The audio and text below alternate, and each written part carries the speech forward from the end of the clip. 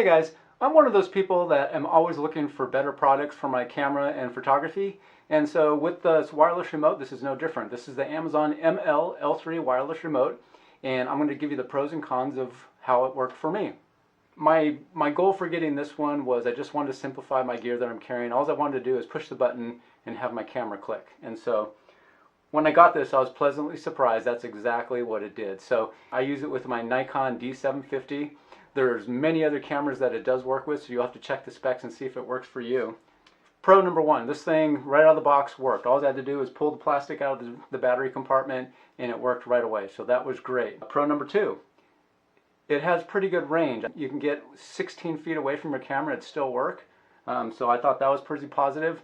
I'm typically always within an arm's length of my camera, but there's a lot of things that I do with photography where I'm on a tripod and I don't want to disturb the camera by shaking it, so I like to use a remote. So this was great for that. Pro number three, the size. This is, it's tiny. Look how small it is. I can stick it in my pocket, I can pull it out, take the shot, put it back in my pocket. Really convenient, doesn't take up a lot of space in my camera bag. Comes with this little carrying case, so it's self-contained, light, and small. Okay, and the cons that I want to talk about with the ML-L3 Amazon remote. First of all, it does come with a battery, but the battery life goes really, really quick. The first time I used this, I probably shot maybe 2 or 3 jobs, and the battery was already dying on me.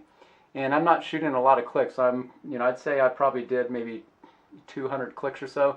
So I'm not saying that this thing runs the batteries down. I'm just saying that the first battery that came in it died very quickly for me. So that would be one con. What I did is I made sure that I bought a whole bunch of extra batteries, and I keep one in my bag at all times. So if I'm in the middle of a shoot, I can change out really quick. So not a big deal, but something you want to be aware of, because if you don't take precautions, then you're going to be using the shutter button on your camera.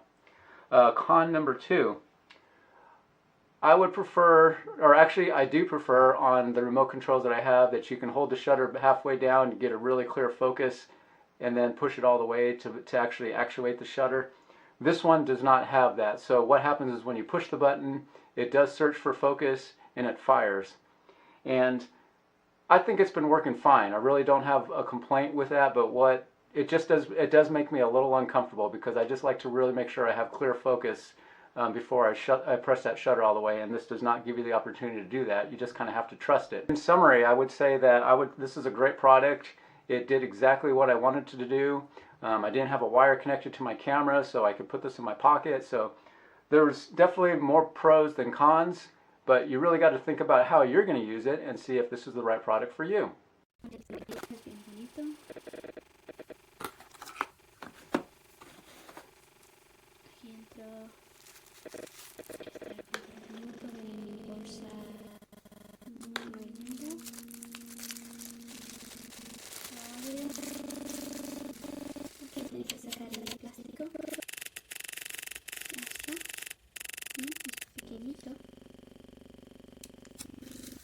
Vamos a ver si funciona.